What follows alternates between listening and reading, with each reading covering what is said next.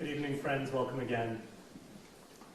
And as our guests make their way back from the lobby, and we have some folks joining us right now, let me again thank you for being here as we continue this celebration of the life and legacy of Srila Bhakti Tirtha Swami, who was known at Princeton as John Faber's class of 1972. Again, my gratitude to the Carl Field Center for co-sponsoring tonight's program, and I want to especially recognize some amazing colleagues that are here tonight. I want to recognize the leadership and presence of Travis Tucker, the director of the Carl Field Center, of Andy Cofino, of Sean Maxim, and of course, again, so much gratitude and appreciation to my dear sister and colleague, Victoria Yu, for her partnership on every level of this program. I want to thank colleagues in the Office of Religious Life, to the alumni and students present, to friends who have traveled near and far to be here, and again, especially to Melvin McRae for the photographs we unveiled moments ago and for his presence and support. Those images, which we invite you to continue to view, join the living iconography of Princeton, helping to tell a fuller story of Princetonians whose leadership and contributions have not always been widely centered or known. In 2023, many of us gathered here during the 50th anniversary of the Field Center to honor B.T. Swami's journey. And the following day, we installed a memorial stone in the University Chapel.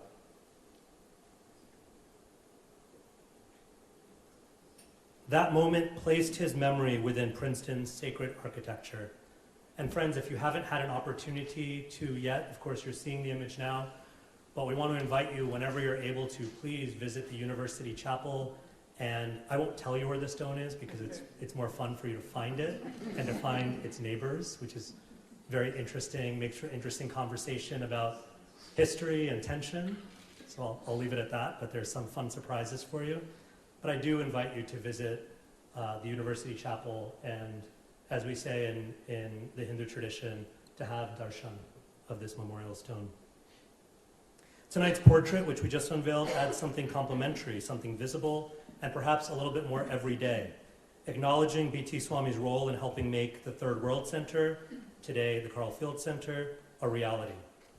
It also reminds us that the life of the mind, as we like to say at Princeton, and the life of the heart can grow from the same soil.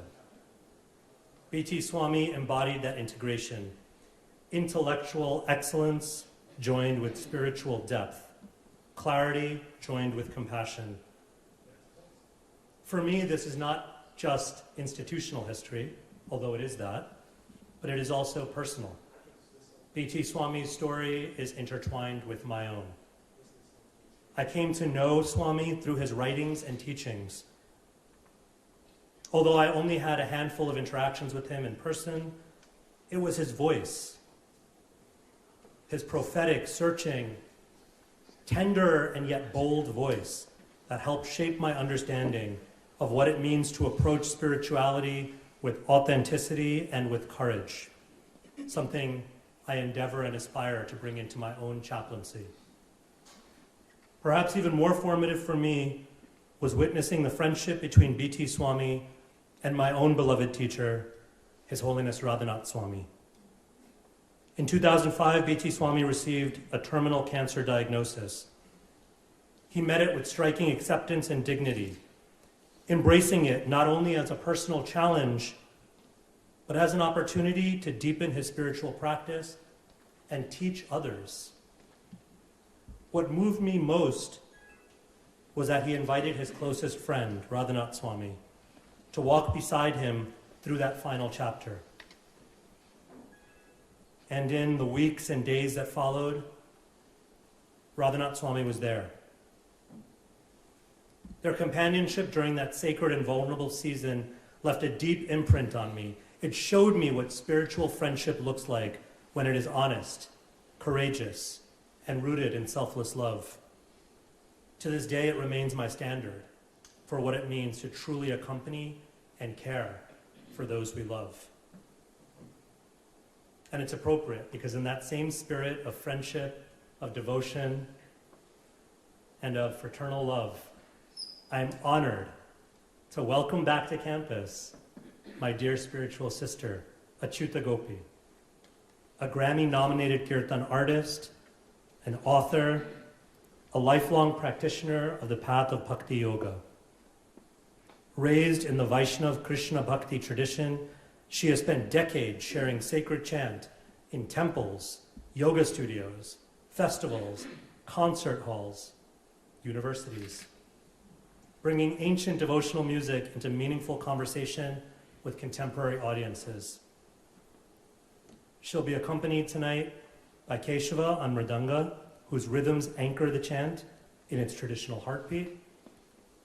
And they are joined by friends Radhika Bakori, a PhD student here, Manjulali Buehler-Rose, Shruti Sarachandar, and Jahnavi Rastogi.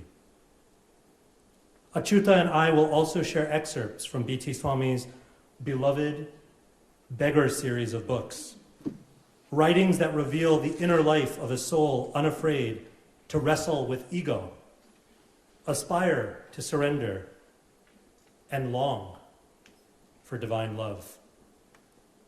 Tonight's journey will center on one particular chant or mantra, the famous Hare Krishna Mahamantra, the prayer that became B.T. Swami's foundational practice and greatest solace. Some of us in the room may know this. He often told the story of encountering the mantra for the very first time. And it was while he was still a student here at Princeton. He was still known as John Favors. He had traveled with some fellow Princetonians to Cambridge for the Harvard-Princeton football game. It was a bitterly cold day, and from across Harvard Square, he saw a group of young Krishna devotees in bright orange robes, chanting on a street corner. And do you want to know what his immediate reaction was? In his own words, "This is the epitome of absurdity." But something funny happened. 2 hours later, he came back and they were still there, chanting that same mantra in the cold, looking even more joyful than before. And suddenly, despite himself, he sensed that something extraordinary was happening. And so, ever the student, he decided to learn about this mantra and the intricate philosophy behind it for himself. And so that study began quietly. It existed alongside his academic pursuits, even while he was an undergraduate here. It existed when he would sneak away and take the train into New York City and attend satsangs and gatherings, unbeknownst to many of his classmates and even friends. And after his graduation from Princeton, it reshaped the trajectory of his life. What began as skepticism became curiosity. Curiosity blossomed into love. Love inspired commitment. The mantra he once associated with absurdity became the heartbeat of his spiritual life until his very last breath. Traditionally, this mantra is a meditation on the divine names of the one divine beloved who is of many names. It is a practice of remembrance and love, and tonight Acyuta will guide us in that musical meditation. At moments, she may invite us all to sing along, and at other times, you are welcome simply to listen and receive, perhaps in that spirit of curiosity. Friends, tonight we remember a Princeton graduate. We honor an unsung hero. We celebrate the wisdom of a spiritual teacher, and we allow music, poetry, and embodied devotion to carry us where words alone cannot. May this evening nourish both the life of the mind and the life of the heart. And with that, please join me in giving Acyuta Gopi, Keshava, Radhika, Manjulali, Jahnavi, and Shruti Sara a very warm Princeton University welcome.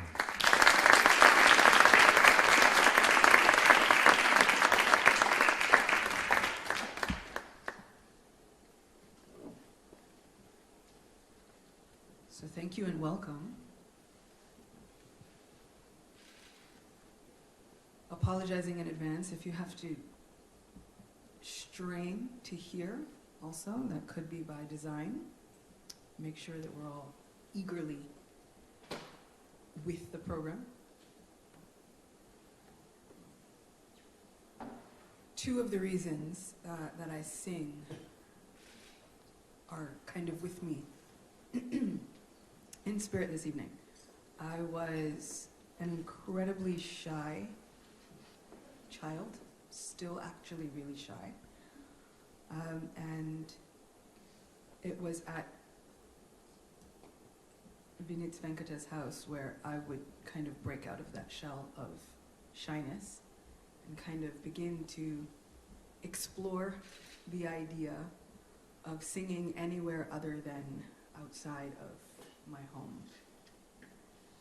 And Bhakti Tirtha Swami was the other reason. He was an incredible mystic, psychic. Not sure how many of you actually know that. Did you know that? Psychic and a mind reader, confirmed by many people, uncomfortably, actually. And when I was 14, 15, 16, my brother plays this drum. And therefore I also played this drum to Bhakti Tirtha Swami about it, but he knew. And so we would be at festivals, and there is a huge crowd gathering of all kinds of people. And he would call me into the center, and I was the same size. It's not a very large size. And he would call me into the center and take a drum, sometimes from some unsuspecting person. You play now. I mean, what do you do at a moment like that? But pray and play. And what he would often say is that when you are called to serve and you feel less than competent, but you do it anyway with prayer, that's when empowerment happens. And I sit here before you as a firm believer of that empowerment. And the same would go for singing.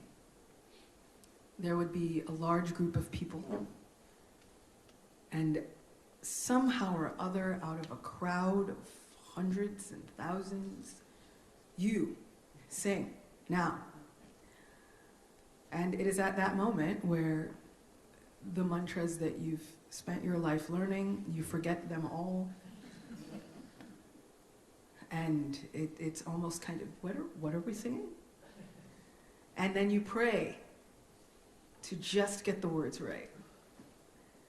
And then you never listen to the recording ever again, just in case you didn't get the words right. It's a God take the wheel moment. And I would have many of those moments, but they were the foundations for why I'm here now.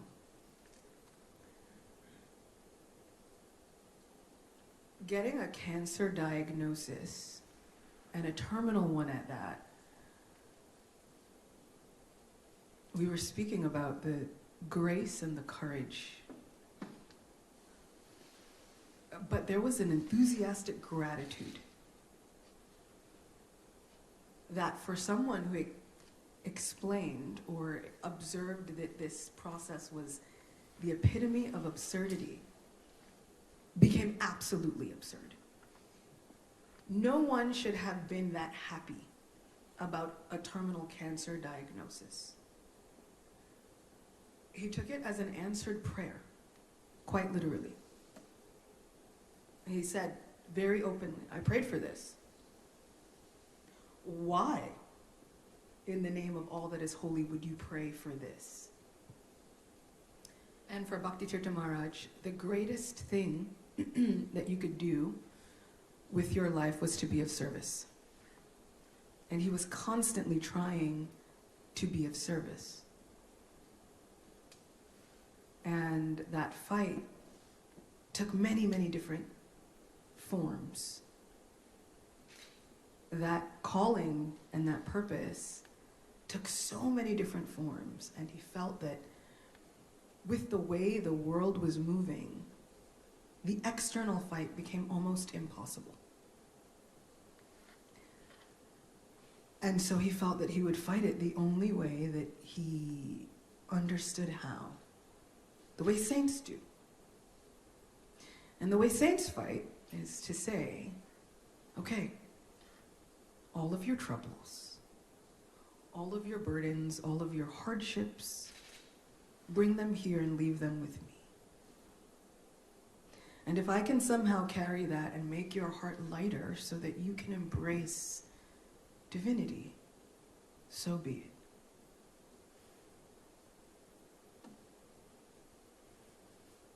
This was something for me that I only read about.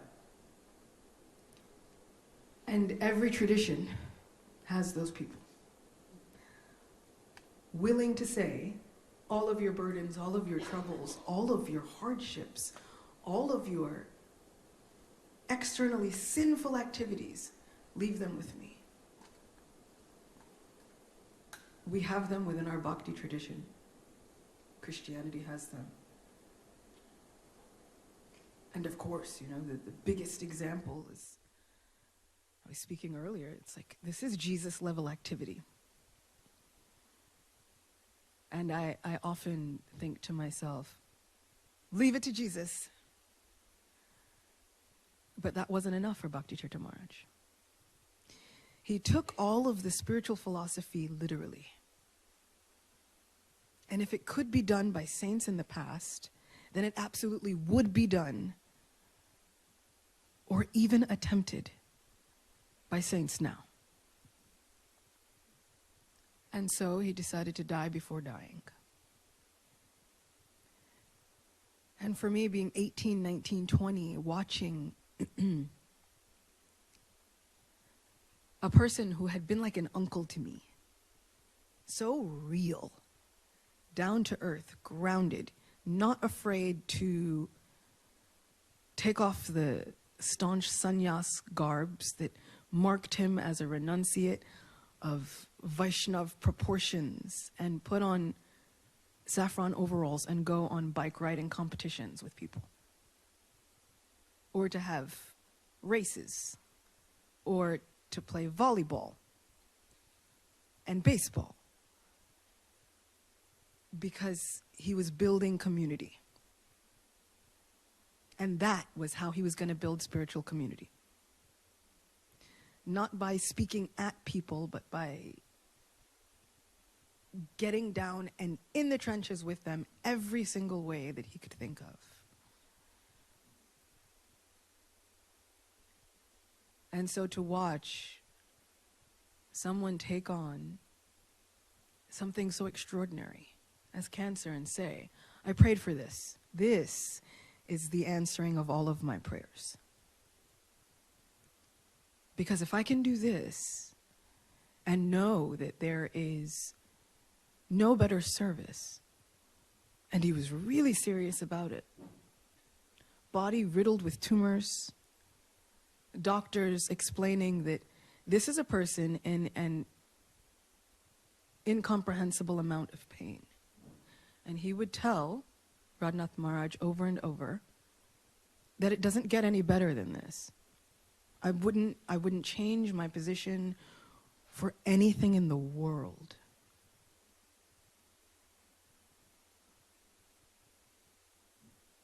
Those were the moments when I realized this is what I give my life for. This is why I stay God conscious. Throughout the arguments, throughout the disillusionments, throughout the strife, throughout the cognitive dissonance, throughout everything that happens, this is why I stay God conscious. He was fearless, like a lion.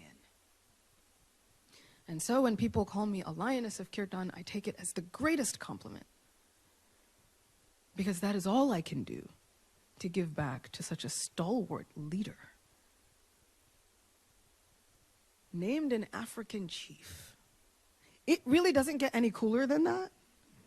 I don't know if I can really impress upon you the coolness that Bhakti Tirtha Swami was and continues to be. And when I find myself in those moments where I still feel like a really shy 14-year-old kid thrust in the middle of a group of thousands and somebody is saying, okay, sing now. It's only everyone's faith that's counting on you in this moment. I go, okay, Maharaj, what do I do now? Help. And he does. And what he would say was, I'm going to be more available to you after my death than I could have been while I was living. And I'm telling you, it is absolutely true. Because every single time I have made that prayer, I've either had a dream about Maharaj, or someone randomly comes and they say, you know, I was just reading something by Bhakti Tirtha Swami and I just wanted to share it with you. And we won't be having that, we haven't had a conversation about it. They won't have known, but I know. Maharaj is calling me and saying, okay, you sing now. And it doesn't matter if we think that we're ready. We probably will never feel ready. We simply pray and hope to be empowered, used by divinity, something greater than ourselves. I may never, ever fully know the impact of anything that I do, and it's better that way, because this God consciousness, especially when you get in touch with Krishna, is a lot like running down the stairs. If you think about it, you'll fall on your face. But if you go with it, and you allow your body to do what comes naturally, the constitutional position of the soul takes over, which is simply to serve and call out for mercy as we do it. And so I invite all of us to try and forget the inhibitions. Don't think about it. Let it happen. The words are simple. We'll try and do something where everybody can kind of catch on. Let it move you. That's what Bhakti Tirtha Maharaj would want most. And he absolutely believed in the process. I mean, you see vulnerability in so many different ways. I became a mom 15 years ago. And if I would have thought, okay, now you're going to go into labor, why don't you invite hundreds of your closest friends and everybody that's like relying on you to come in and witness the labor? I'm like, are you kidding me? I didn't want my family in there. And this is a moment even more vulnerable than that. The ultimate test. An examination where nobody wants anybody to see them that vulnerable. I recently lost my father, who had 2 forms of cancer. And he didn't even want us to tell anybody for a long time. And then finally, I stepped in and said, Dad, this is unconscionable and ridiculous. When loads of people would want to pray for you, I can't even tell them what I'm going through. Like, really, think about the rest of us for a moment. Everybody's asking me, how are you? And I have to sit there and say, I'm fine, when clearly it's showing up on my whole being that, are you okay? And I'm like, yes, it's fine. And finally he said, okay. But he didn't want phone calls, he didn't want FaceTimes, he didn't want visitors, because he had lost so much weight and he was so different from who he was. And my father was a very big warrior-spirited kind of guy. He taught karate for years, studied karate, did a whole, like he was a martial arts expert. And laughter, boisterous. His personality was bigger than I can tell you. Anybody who knows my dad knows. And yet, he had decided, that's what I want the memory to be. And Bhakti Tirtha Maharaj had decided, I will let the memory be whatever Krishna wants. It made the strongest impression on my mind and my heart and my soul. He's the reason that I write the way I write. He gave me permission to feel, to express. And I went out on a limb and wrote a book bearing my whole soul, and then it won an award. And that would not have happened if he had not crafted his realizations in the way that we'll share with you this evening. So if I can ask for a favor on behalf of John Favors. Right? Isn't that clever? I'm a writer, thank you. If I can ask for a favor, it is just throw your entire being into this evening and let the magic go. Let it stay with you. And if you can't explain what's happening and you can't explain why you like it, even better. That means it's mystical. He had a teacher, a spiritual teacher, who taught him all kinds of mysticism. And finally the teacher said, I cannot help you anymore. I've given you everything I've got. Now he's saying, well, what do I do? You've kind of got to go find the Hare Krishnas. Crazy work, as the kids say. But he did, and he kind of let the process work. So I urge you, let it work, and just know that these are names of God that mean that God is all attractive. That God is the all-compassionate heart, really accepting, including everyone. And that God is a reservoir of pleasure.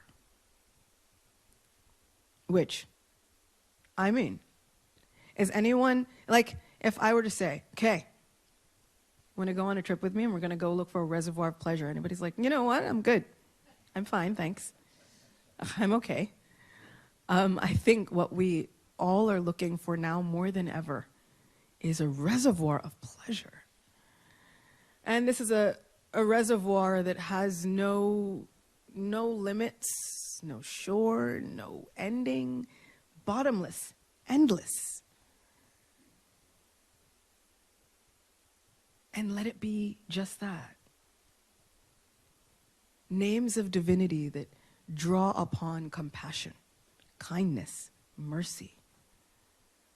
All the things that you would get from the best parent, and then God is an even better parent than that. So the words are simple. Hare Krishna and Rama, in a really cool and catchy pattern, in a tune that I hope will transport us all. And we'll share excerpts from one of Bhakti Tirtha Swami's meditations. But I urge you, if you need a manual on anything, leadership, therapy, life, love, all of the above, mysticism, psychic phenomena, go and dive into his books. Please get to know my uncle. He will be a best friend. And maybe, if you're lucky, he'll visit you in a dream.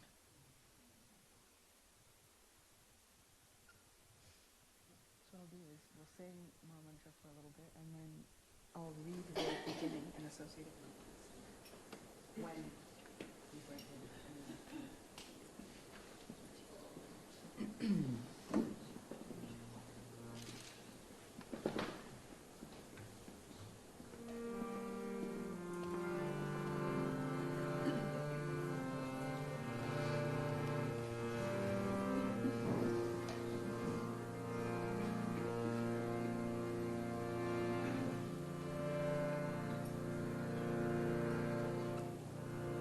In our tradition, we say that Vaishnavas, godly people, are like magical wish-fulfilling trees. And somehow or other they understand the depths of the heart and the needs that are there. And then they go on to fulfill all of those desires somehow or other, even if it's just by their loving association. And so we pay our respects to those great souls who desire to somehow or other fulfill the needs and the hopes and the dreams of others.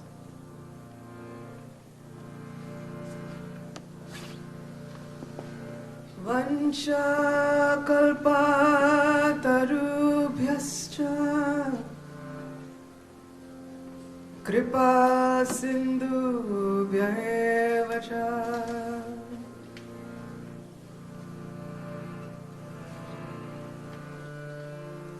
patitanam pavanebhyo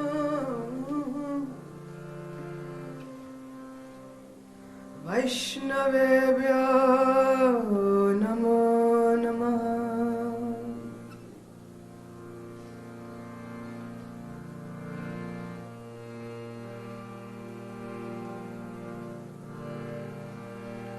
Hare Krishna,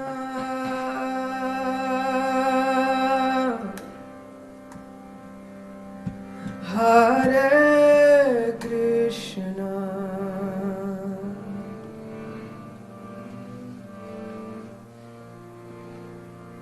Krishna Krishna,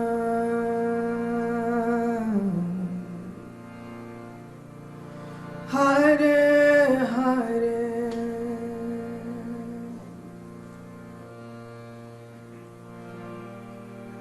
Hare Rama,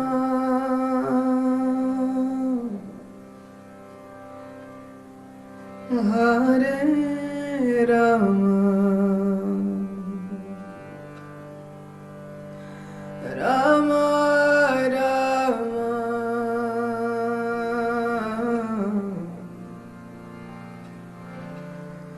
Hare Hare,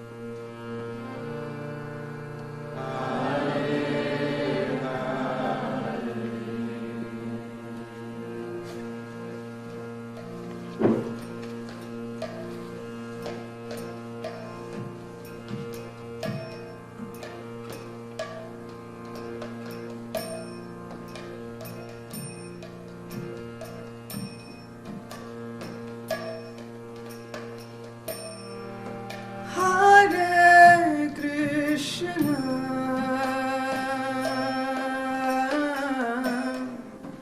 Hare Krishna,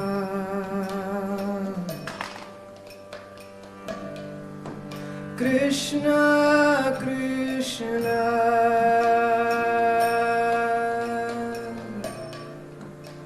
Hare Hare,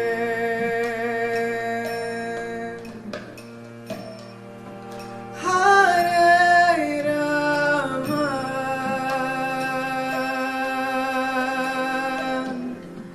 Hare Rama,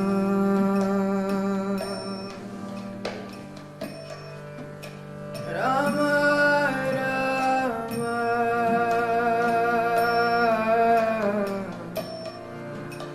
Hare Hare,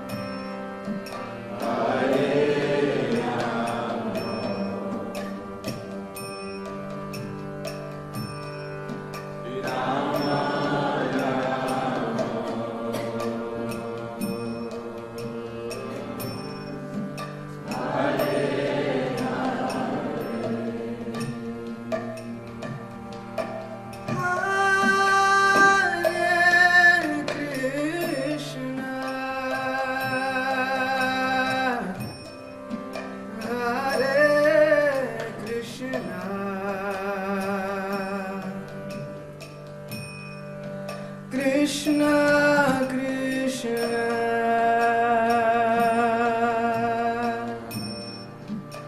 Hare Hare Hare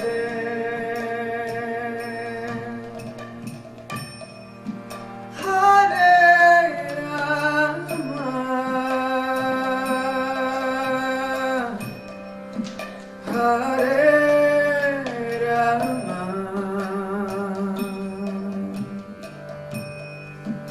Rama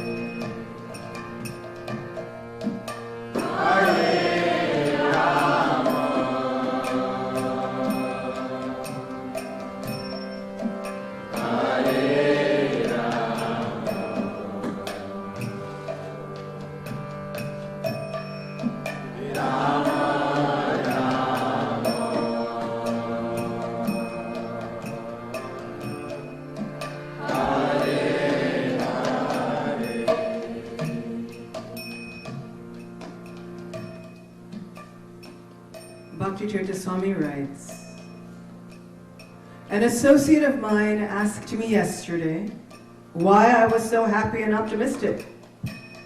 He was extremely depressed and even exasperated by my jubilance. Eventually, he even shouted at me, "How have you become so apathetic and insensitive? Or are you just naive? Don't you know that through biological and chemical manipulations, mankind is in a greater position to destroy human life than ever before in the history of the planet? The aggressive and territorial attitudes of many so-called human beings have reduced 3/4 of the planet's people to the consciousness and behavior of animals. Don't you care about that?" He screamed at me accusingly. "And what about the spiritualists?" I watched as he released his frustration. Well, what kind of solutions can they provide when everywhere you turn, they're having as much or more conflict and confusion within their own communities? Pretty soon, there won't be any secure class of people except for the super rich.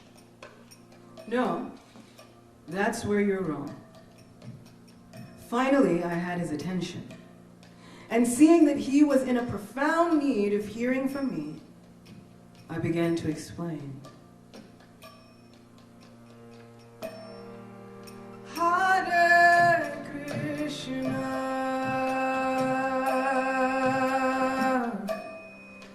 Hare Krishna,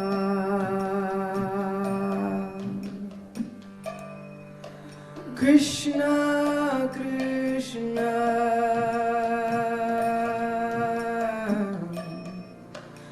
Hare Hare,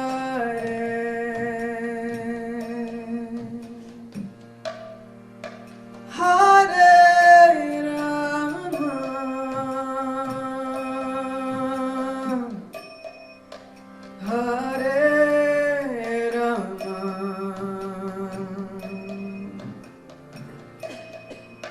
Rama Rama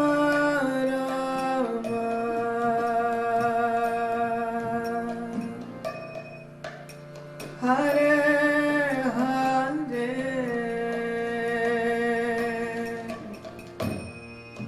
Hare Krishna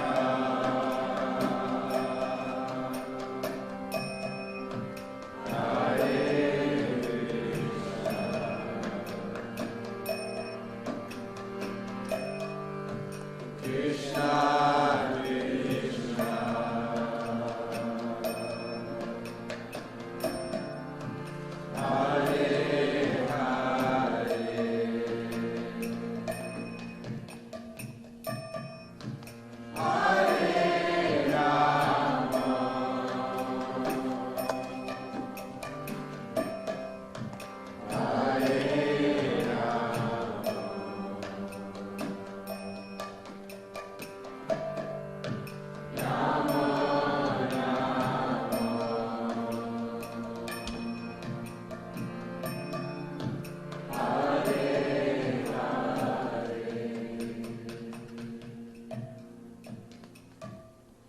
Yes, it's true that all that can go wrong is gradually going wrong.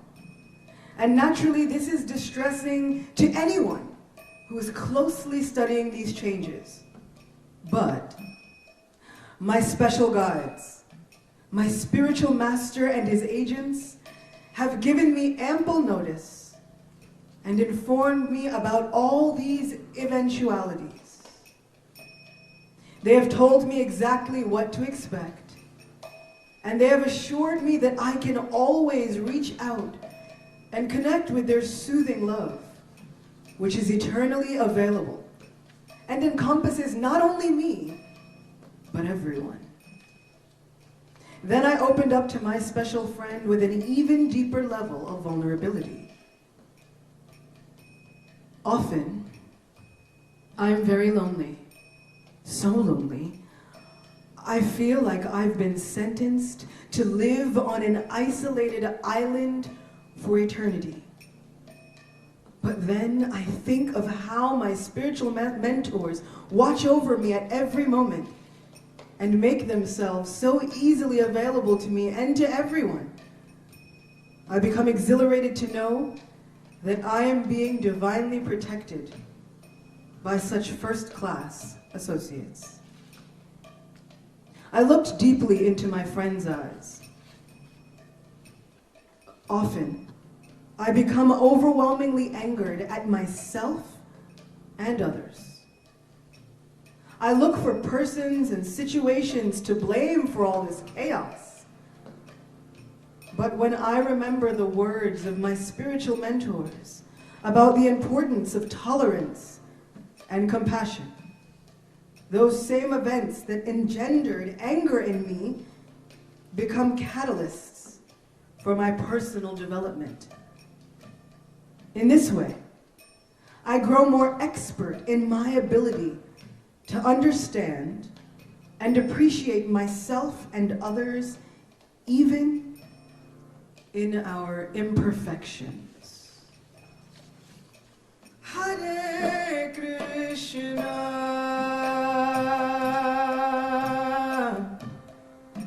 Hare Krishna,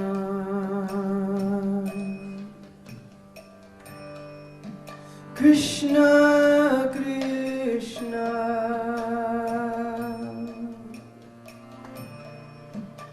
Hare Hare,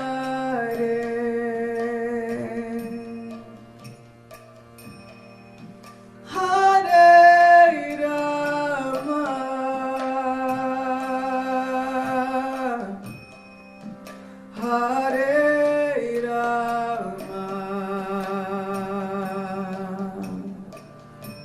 Hare Krishna,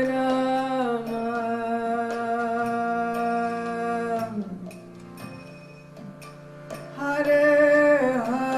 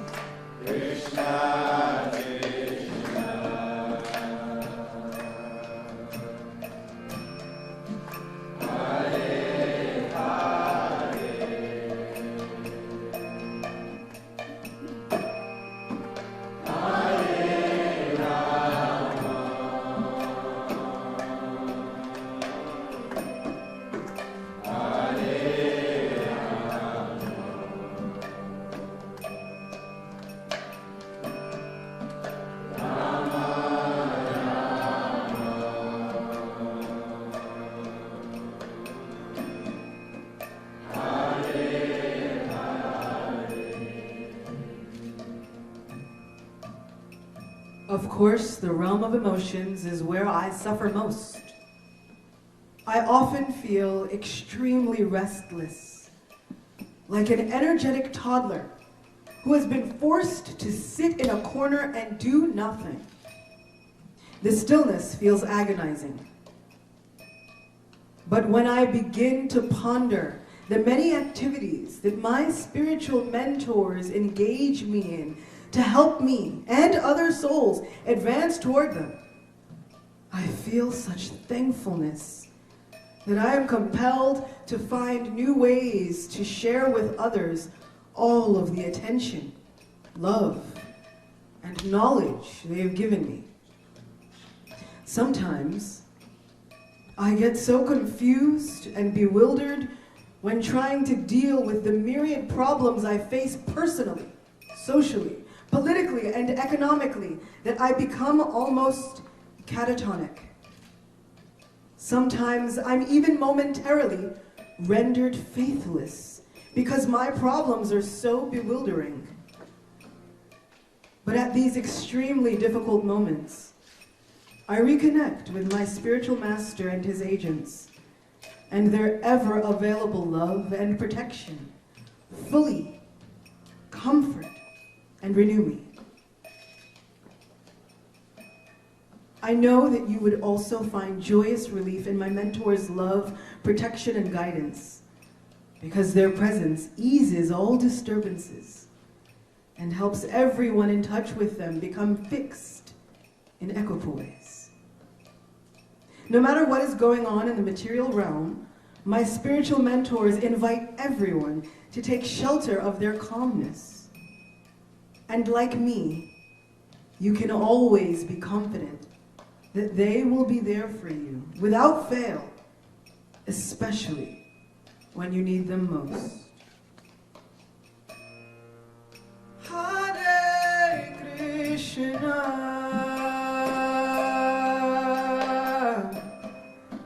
Hare Krishna,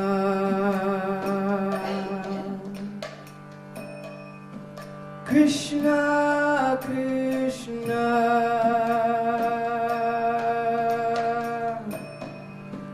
Hare Hare,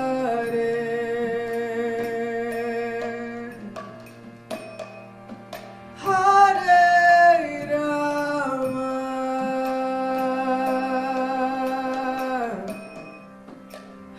Hare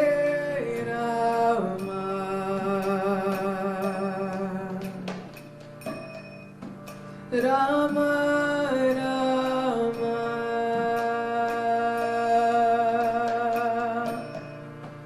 Hare Hare,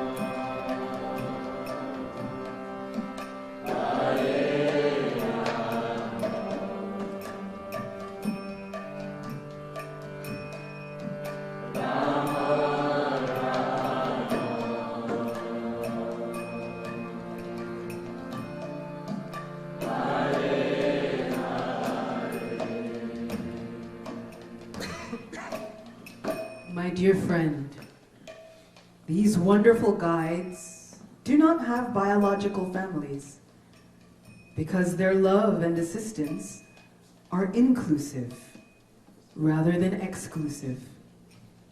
Their love is available to help everyone, but we must call out for their guidance. You see, they monitor everyone's desires.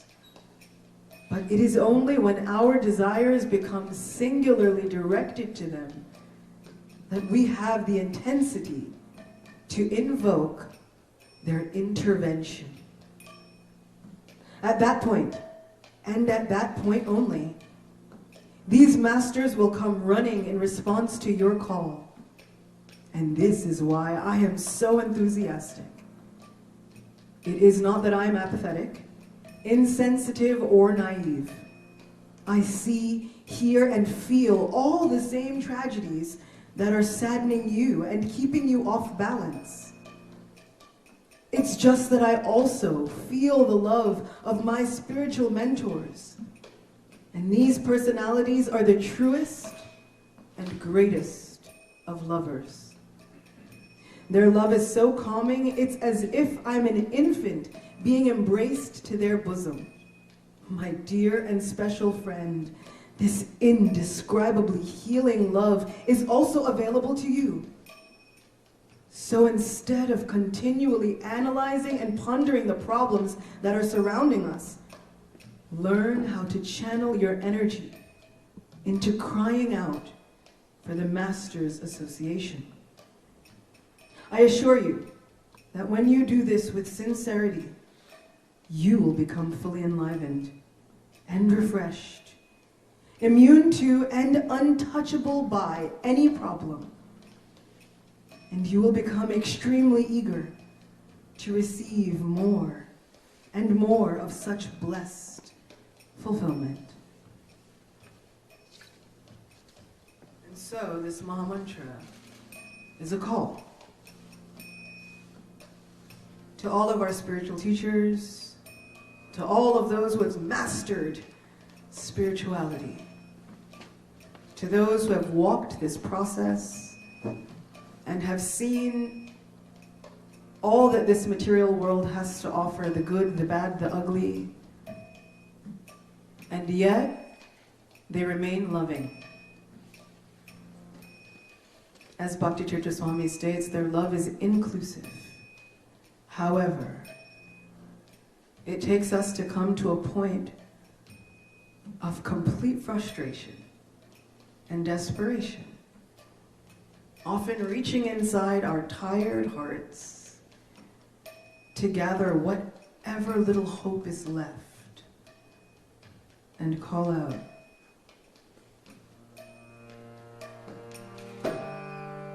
Hare Krishna,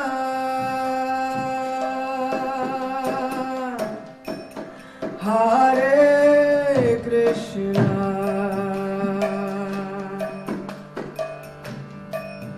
Krishna Krishna,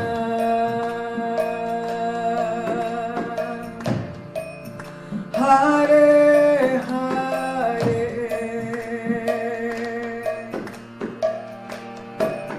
Hare Rama, Hare Rama, Rama Rama,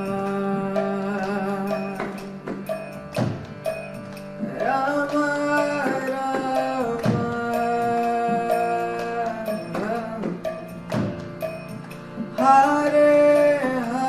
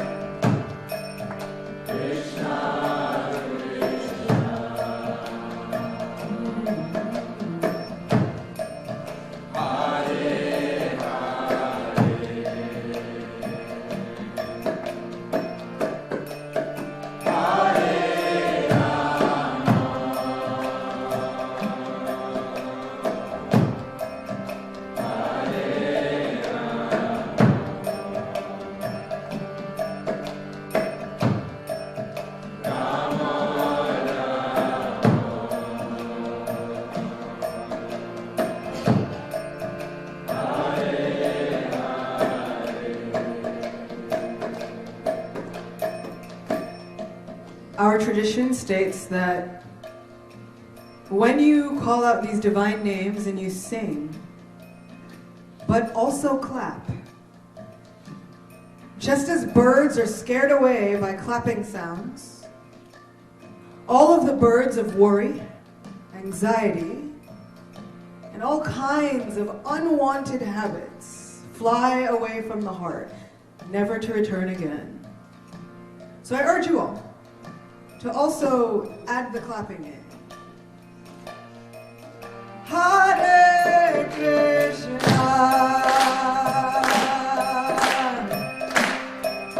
Hare Krishna,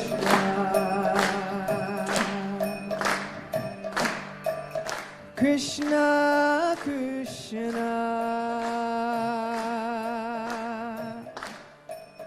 Hare Hare Hare Rama Hare Rama Rama Rama Hare Hare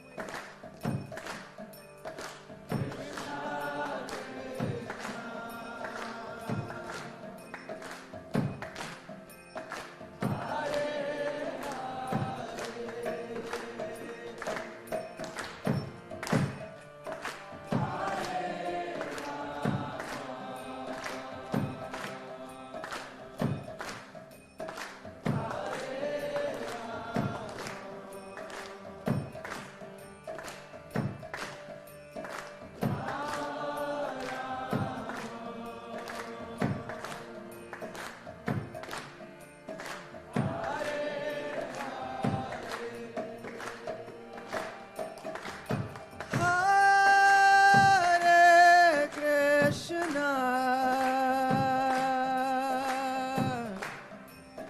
Hare Krishna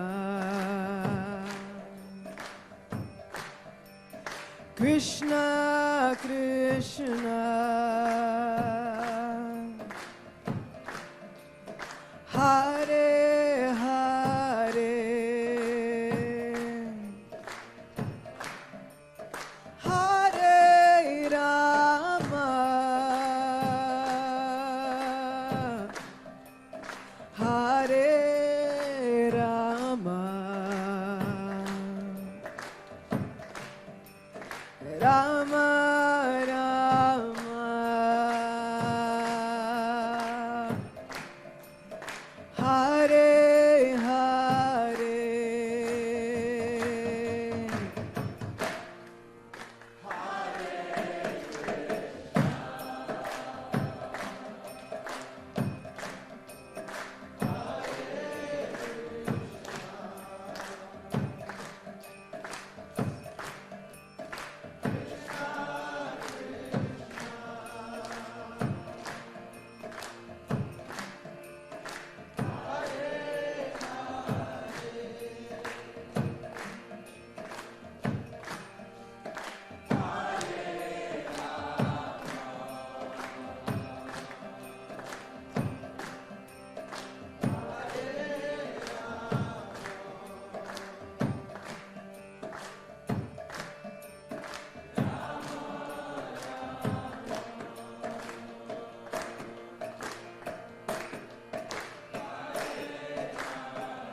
Hare Krishna, Krishna Krishna, Hare Hare, Hare Rama, Rama Rama, Hare Hare.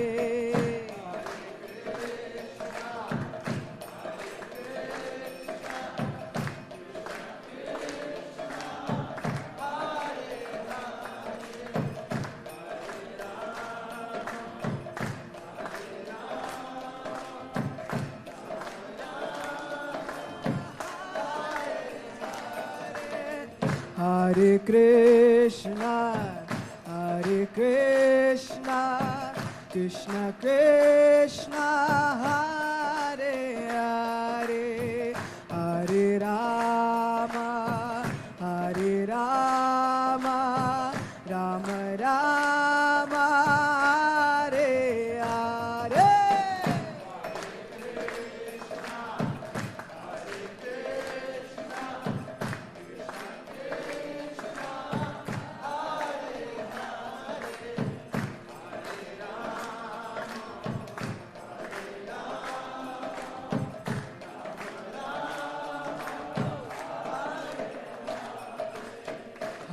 Hare Krishna, Krishna Krishna, Hare Hare, Hare Rama, Hare Rama, Rama Rama, Hare Hare.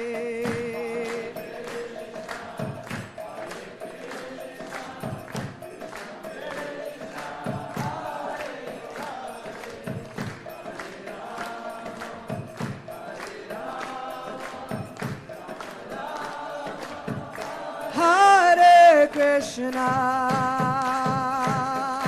Hare Krishna,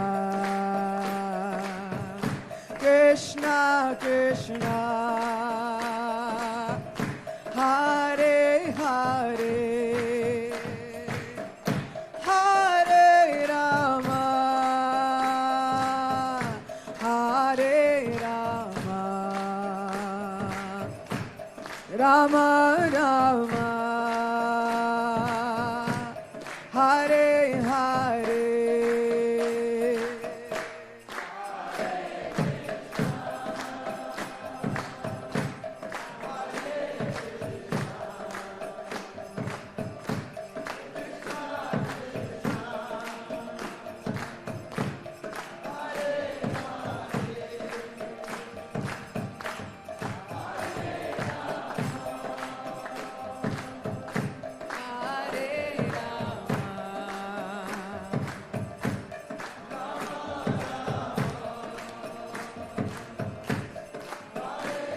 One more, all together, all of us.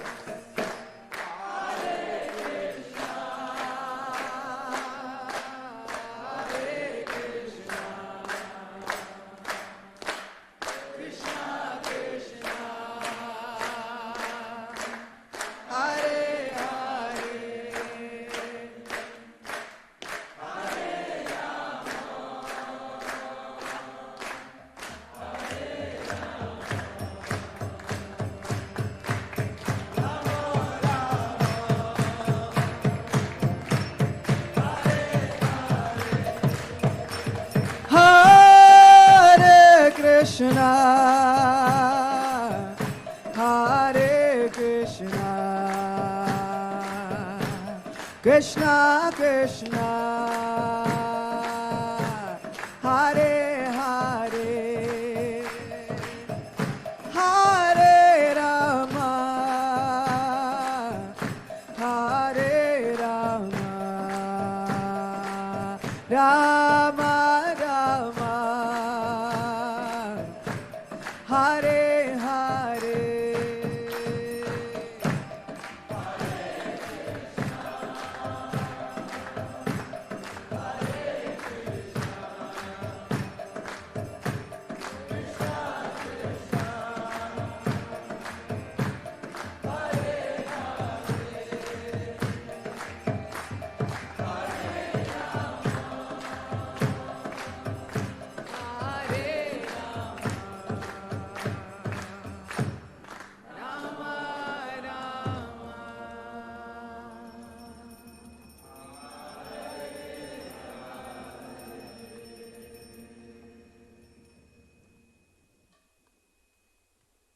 Thank you.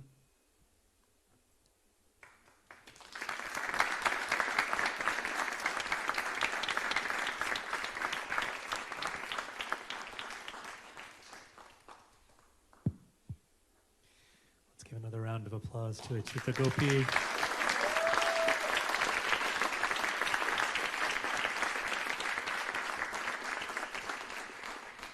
Thank you so much for being here, for being present, for participating, and for commemorating and honoring such a great soul, Bhakti Tirtha Swami. As some of you know, today is actually the anniversary of his birthday. So we are actually celebrating his birthday in his memory in this amazing place. And of course, it's natural that we reflect on his passing because he made that such a, he made himself so open, so vulnerable, as Acyuta Gopi said, and used it as such a teaching moment. So of course, we reflect so much on those final days, but also on his life and his legacy, from his activism here at Princeton on to the spiritual journey that his life took, and so many lives and hearts that he touched and continues to touch. And this is evidence of it. We're all somehow just a little bit better, I think, than when we started tonight, isn't it? Thank you all so much. You're welcome to please stay. We're going to serve out dinner in just a moment. So please stay, and you can make yourself comfortable in this room or in some of the other rooms in the building. And of course, before you leave, please do take a moment, if you'd like, to take another look at that portrait and that caption in the lobby, and just have a moment of reflection, of prayer, of connection, whatever that means to you. On behalf of the Hindu Life Program, the Office of Religious Life, and the Carl A. Field Center, again, we're so, so grateful. Thank you so much.